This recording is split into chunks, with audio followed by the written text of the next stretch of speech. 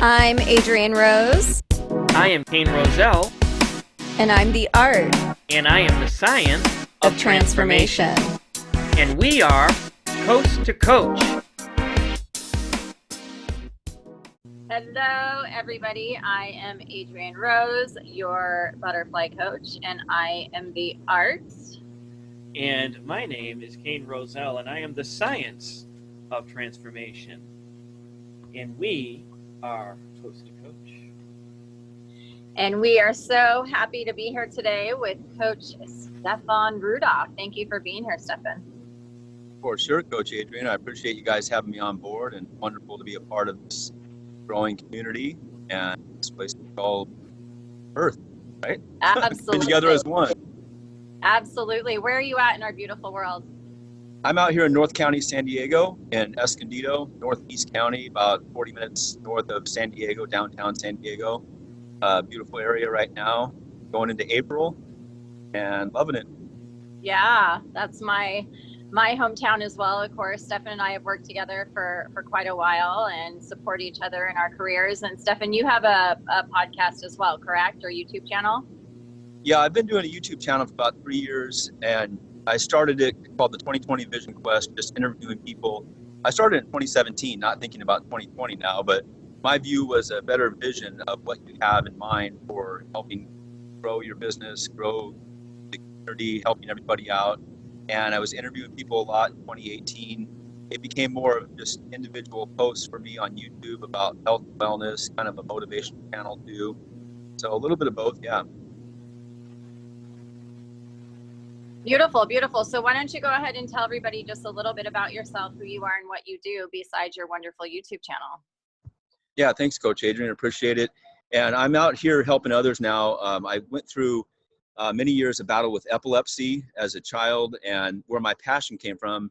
The reason I bring this up first is my passion for life has always been there. Passion for sports, passion for helping others, just being involved with everything in life. And when I had a football injury in 1988, it was severe. I was in a 3-day coma. And from that point on, I had epilepsy in my life. But it was controlled, and went through college, graduated, got married, had the white picket fence lifestyle, of American lifestyle, had everything, did sales for 5 years in pharmaceutical sales, was very successful financially. But the reason I'm here to this day is I was woke up by Wayne Dyer, by Tony Robbins, by other speakers saying there's areas besides financially, there's physically, mentally, emotionally, and spiritually. And when I ended up losing everything and my epilepsy returned, and I had a bout with alcoholism for years too, those two paths collided basically and sent me on a path to find my true self. And I really believe that everyone goes through this in life. When you have an awakening, a shift, a holy shift, I call it, the 7-year shift, people need help in those areas. Mm-hmm. And that's where I came into play to understand more about how we are here to help each other. And when I went from the corporate world to trying to live with my passion of owning my own business, it kept going back and forth, where I needed money, that need, that greed for money, and the survival instinct of my ego battled with the instinct of my heart, my passion. So I came up to the areas of passion and prosperity, action. In between was a mouthful of excuses. My ego was going off, preventing me from starting my life coaching business.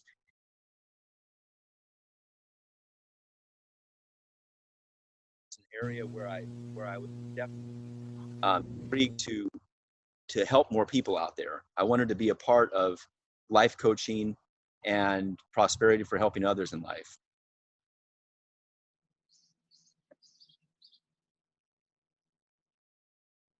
Wonderful, wonderful. So what exactly as a coach, do you specialize in? From that point in 2012, I got laid off from my last corporate job.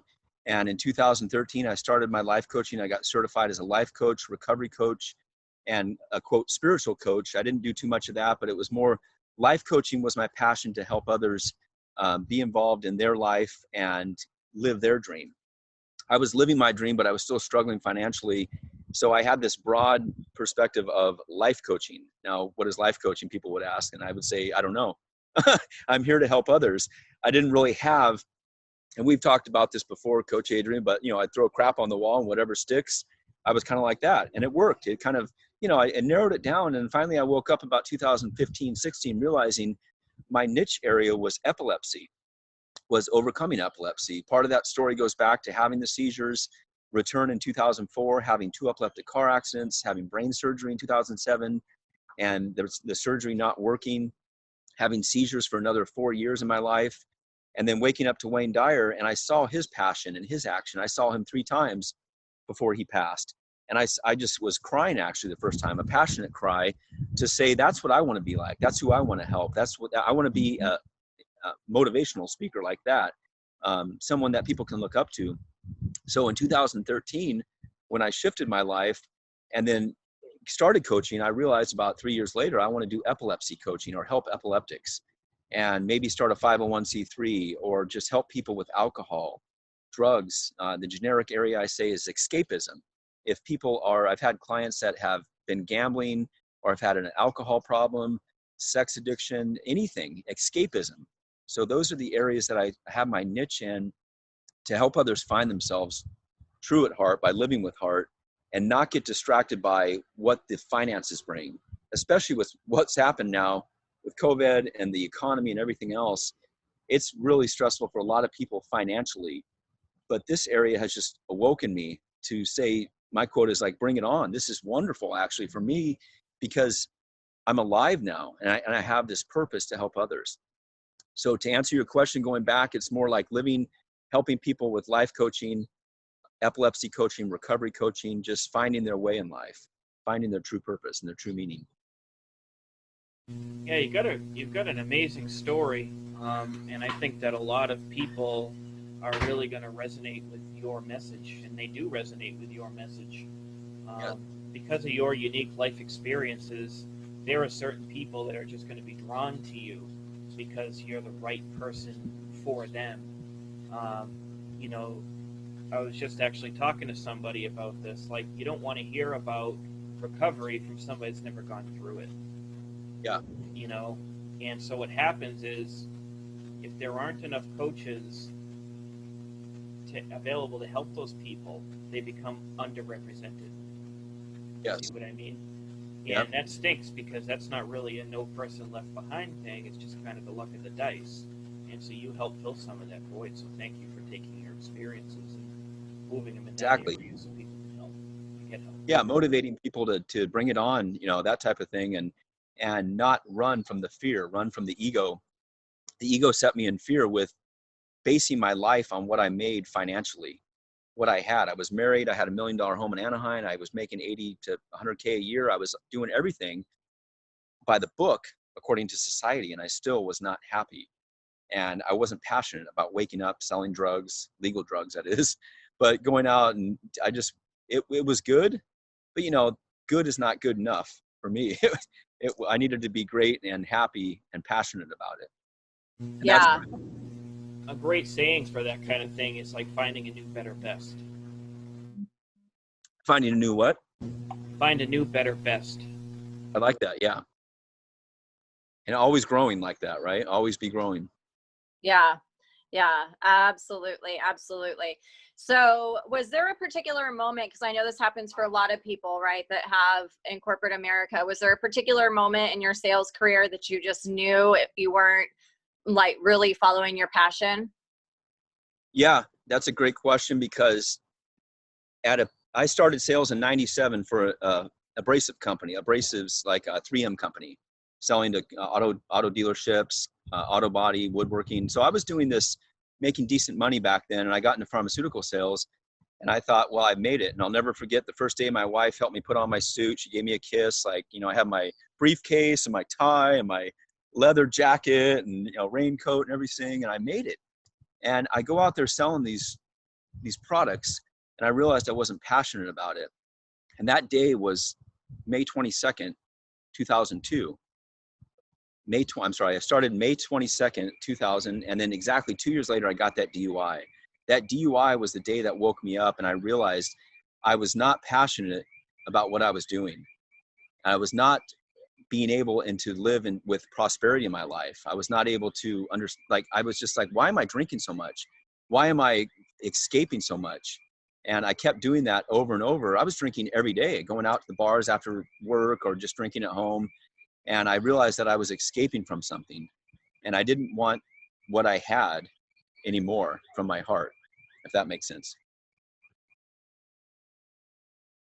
We all have those kind of like, they call them a dark night of the soul, but really it's dark night of the ego, isn't it? Because on the soul level, everything is fine. Yeah, right. You know, but those are really it. Part of a conversation that I had last night was just saying that there's always a breakdown before a build. It's the reason why when you go to the gym, it hurts the next day. It's because everything's broken. There's always a breakdown. What was it for? Before a build. And without that breakdown, there is no new, better, best, if you will. There never is. And so many times I would say that people are so stuck in their breakdown that they don't even see the growth that's happening. I was actually just watching a show with Dr. Bruce Lipton, and he was saying something interesting, I felt, about humanity and where we're at right now with the destruction of the planet and all this nonsense. And what he was saying is that, all of this is happening, but that's because we are going to take your analogy, Adrian, from a caterpillar to a butterfly. You know, the interesting thing, and he was relating caterpillars to human beings in this sense, they eat their habitat until it gets to the point where the habitat is eaten. They make a chrysalis, and then they grow into a butterfly. And what happens to people very much is that we go through our life, and sometimes our habitat seems to have crumbled. But it's in that moment that we go in our solitude, some of us, and we turn into something that is so unlike and better than anything we've ever been before. Yeah, I like that. That's like the transformation, like you said, coming out of the cocoon, and the 7-year shift, I call it, because every 5 to 7 years, I noticed my life was changing. So that's like the rebirth process and coming out of the cocoon, right? Absolutely. It's a great analogy. So has there been, for people listening, like if you were to tell people, you know, if you hear nothing from me, but this one thing, like either the one thing that's impacted your life the most or the message you like to spread the most, is there one thing that you could share that would really make a difference in others' lives? Yeah, that's a great question. Again, that would be never giving up on life. And if people hear this, like, okay, don't give up. But no, Les Brown put it best. If you can look up, you can get up. And the more I face these obstacles, even right now, for example, I'm looking at this, I'm here in the park in this beautiful area, and this alarm starts going off. And I know there's chaos over there. It's not anything bad, but it's just, my ego says, WTF, you know, what's going on? I need to get rid of this. I'm going to go tell somebody. But no, it's like living with this alarm in your background that says, this ego is saying you're doing the wrong thing. You need to go back to pharmaceutical sales. You have a DUI, you effed up. It's like, oh, you don't worry about it. It kept telling me what to do financially. But then I realized passionately I had to act on my heart. The one word of advice is that Les Brown quote, if you can look up, you can get up. But right now with the breakthrough, and it's more like we have, you're coming through. There was a breakup in my marriage. There was a breakthrough. And I kept just opening new pathways in my life. And like you said before, we've talked about this, peeling the onion. And there's different layers of onions. People commit suicide, and I've been there. I didn't never attempt it, but I was very close to saying, why am I here? Maybe I should just leave, because my ego that I had built for so many years had died. And everything that I had earned, your ego says you lost your house, you lost your marriage, you're living with your parents at 34 years old, 2 hernia surgeries, a pulmonary embolism, 3 endoscopies, 20 plus years of epilepsy. I kept going over this, and I said, I'm not going to kill myself. I'm not going to exit life. I'm going to have a rebirth on life. I'm going to restart. And the main areas, as you know, I say Control Alt Delete, reset your mind, reset your life. It's like a computer. You just got to reset it, not give up. Welcome the struggles. As this COVID sets in, welcome the hardships. With as much passion and as much prosperity, focus as we can, and much happiness. So If you can look up, you can get up, and never give up. Control, Alt, Delete, right? I think one of the powerful things in your story, as you stack all of those items together the way that you just did, upon meeting you for the first time, I would have no idea. And that's truly amazing, because I think that people that have gone through a lot need to see people like you, so that they can be like, oh wow, everywhere I go, I look like the towers fell on me. But then you come along and it's like maybe unbelievable to some of these people because your presence is so good, right? And that is it. And again, when I say that people need to hear the message from the person that's walked it, you're it for those people. That's the voice they need. So nice job. Yeah, and with some great coaching that I had, I've learned to not live in my past, not talk about it until we're in a place like this, or discussing it. I've spoke at schools. That's kind of slowed down now with no schools, but I had the best speaking I did at schools, talking to athletes, talking to young adults, young men, especially in sports, saying to be your own leader, not a follower. That's another quote, because I had the alcoholism, I had the epilepsy, also leaving out the fact I had multiple DUIs over a 10-year period. I was in jail, lost everything. So it's a combination to let people know, not talk about it like right when you meet me, hey, I'm a DUI guy. You don't want to talk like that. They say when people ask that question, you tell them. If they're not asking a question, you listen, right? That's what coaching does for me, is working on my listening skills to just be there for people. I talk to a lot of homeless people around here in Escondido, going to the old park that I used to play Little League in. I could have been there.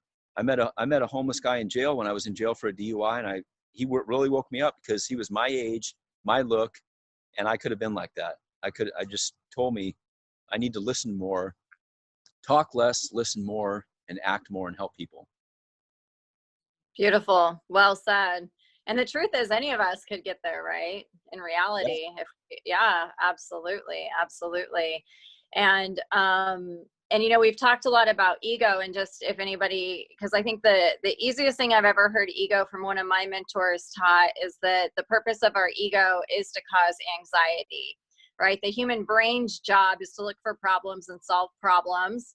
And then the purpose of the ego is literally to cause us anxiety and fear. So that's when we know, right, that we're being ran by our ego. And I'm forever grateful to that mentor that taught me that.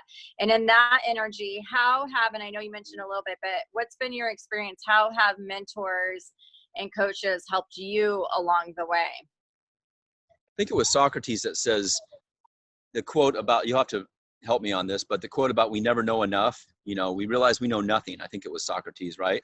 And I realized by going to Tony Robbins, going to events, going to different coaches, learning, going, wow, this is great. And when I heard people saying the two words, I know, that started sticking out to me in 2013. I talked to people, oh yeah, I know. Anyways, those words, like, they just want to interrupt, and that's our ego speaking. And I realized I had a lot of those I know problems, and I couldn't stop it. It was difficult. I know. That's a hard word to stop saying, because we want to feel like we know. But if we humble ourselves, and I started doing that, saying, Coach Adrian, tell me what I can do about this. That's a big male ego thing to say. You're talking to a female. We know a mutual friend, we always know names, but he would say, like, you're getting coached by a female, like, that's how some guys are. And I would say, no, I listen to anybody now. Doesn't matter if it's a homeless guy, going back even and talking to him and listening to him or her, and understanding this is what we need to do, is realize that we never know enough. It's always good to go to those events, listen to new people, coaches, on all levels, and just keep an open mind and open heart and keep on growing.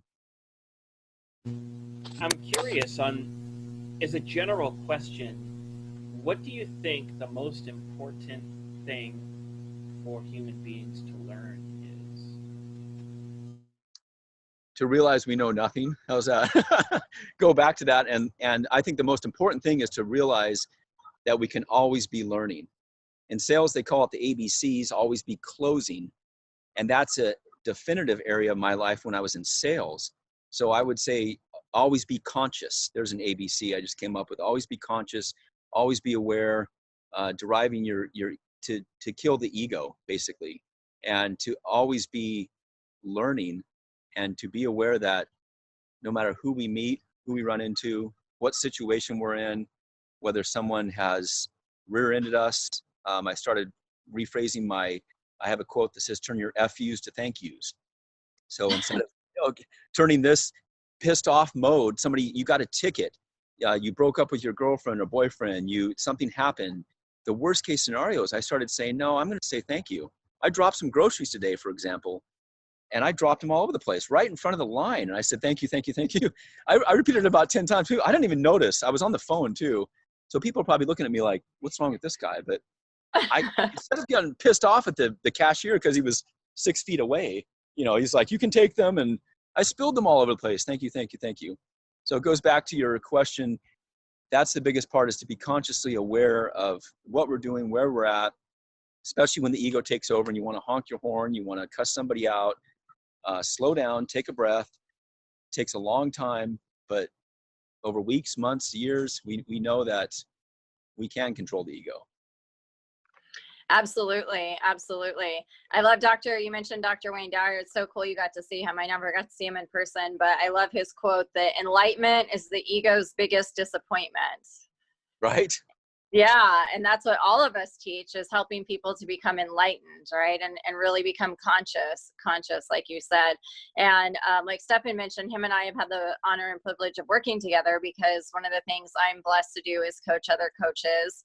And as a coach, especially, how important do you think it is still to have a mentor? Because I think you actually taught me, I think it was you, possibly not, that Tony Robbins pays his own coach like $1 million a year or something to travel with him, and of course he's top of his game. So even as a coach, right, because that's what some people think is like, oh, I got this, but how important do you think it is even to have one as a coach, or no matter who you are? Yeah, that's a great question. Again, a great importance.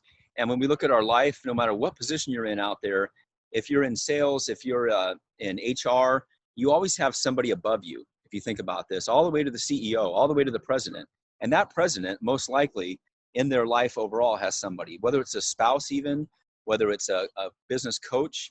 This didn't happen until the 70s and 80s. And I used to work for Michael Gerber. He wrote the book E-Myth, The Entrepreneurial Myth. And he said that back then too, Tony Robbins was just coming into play. People were saying like, I need a coach. And they would say, what is a coach? Why do you need a coach? Because these presidents and CEOs they would take that as an insult. And it woke me up to the fact that no matter where you're at, if you want to keep growing, you're either growing or dying. So I had to say that to myself. Even in jail, I spent 6 weeks in jail for a DUI, and I had to have a coach. Literally, that was my cellmate, is what they're called in there.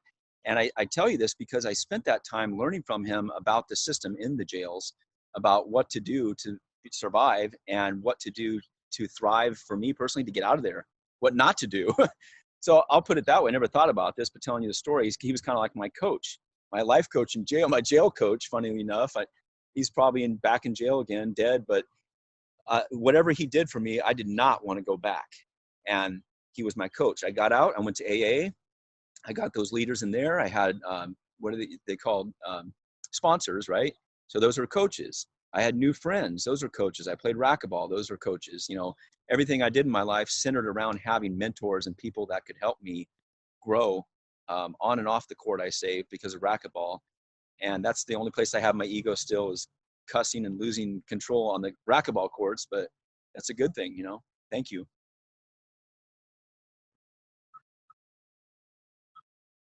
That's good. And it's such a thing too. I mean, when you're doing racquetball or anything like that, that's your opportunity to sharpen your own axe, in a way that it's a safe place, it's a fun place, and you can go there and really challenge your physique in a different way than basically any other activity. Racquetball is pretty intense.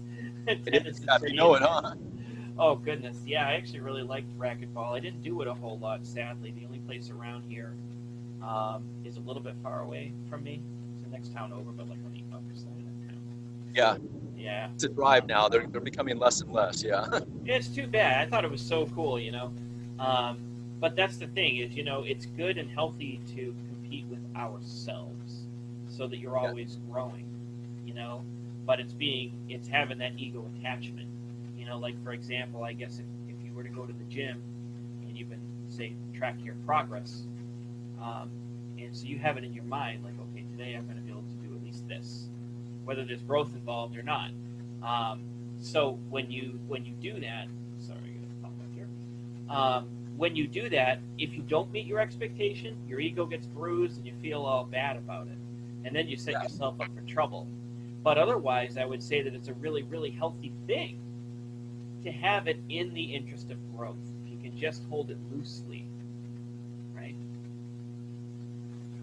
Yeah, definitely. That's a great topic, because even just real quickly, not to leave this out, because brain surgery in 2007 for my football injury, I was sober a year, and I had to give up racquetball during that time because I was having seizure problems. So I played it for 20 years before that, since college, to keep in shape.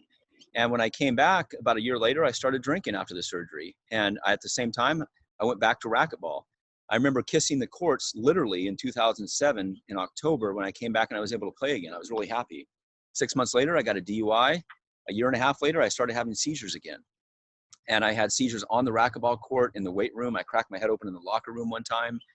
I had to sell my racquetball gear in 2009 and give up the sport. And it was like I had nothing to do but drink as an alcoholic. And I did. I drank and I drank. That's when I woke up with the epilepsy, everything else, just saying, after seeing Wayne Dyer in 2010, I said, I can do that. And it took me about 2 years until I ended up in jail again. And that'll wake you up, ankle bracelet and all. But still, see, there's the spiritual perspective and there's the reality perspective of what's going on consciously. I just said, enough's enough. But he helped me wake up. And I said, again, I didn't want to give up. I had to wake up and grow up and just be a man at 41 years old, finally, to get sober. And racquetball came back in my life. I won 2 gold medals 2 years ago in the nationals. I've gone to nationals quite a few times, about 8 medals. And I think it's a great story because I've been off medication for 8 years, meditation over medication, and sobriety too, and just surrounding myself with people like yourself and Coach Adrian, and knowing that you're on that path, the right path. Yeah. Your story is so inspiring. I was just about to have you share just a little bit about that. Is because I'm sure there's lots of people that said how, right? And you just said, meditation over medication. And of course, I know your story. So how important just has simply mindset been for you in recovering and creating a life that you love? Well, now your questions are becoming average because they're so great all the time. That's another great question. Hey now. The greatness becomes your average. See, that's in life.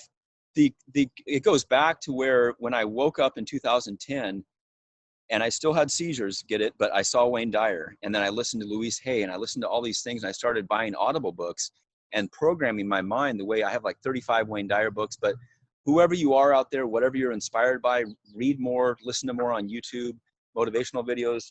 It was constantly, I got what Wayne Dyer says, I got my PhD in spiritual growth because I listened to thousands of hours of YouTube videos and books to say enough's enough. And I don't remember the exact date, but around late 2010, early 2011, I was running down here on Carlsbad Beach trying to get in shape after I was hungover that day. I was always hungover in the morning and then working out at night, or, trying to work out and then go drink. The insanity caught up with me and I had a seizure on the Carlsbad Beach. And it was after I saw Wayne Dyer about 2 weeks earlier. And I woke up in my car. I knew I wasn't going to drive. I was cognitively aware before the seizure. I'm just going to go have this seizure. Kind of crazy, but I could control it. Like, okay, I feel it coming on. I went to the car. I had a seizure.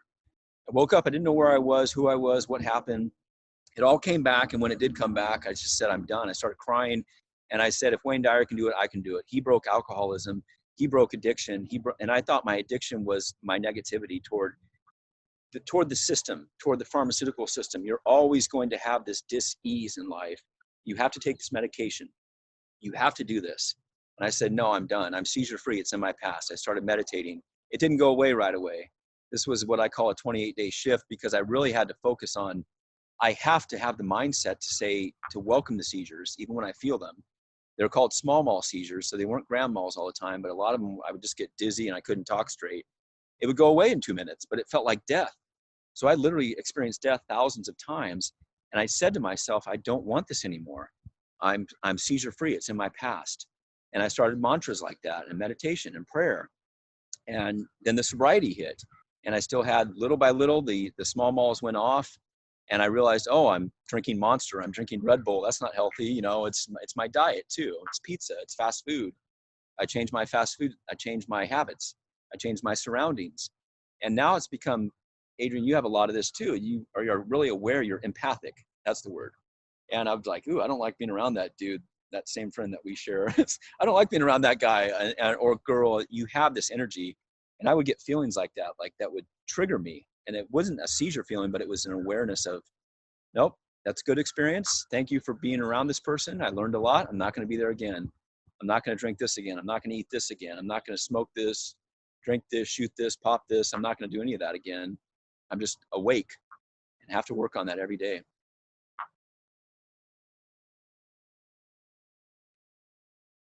Wow. Go for it, Kane. Oh no, I was just gonna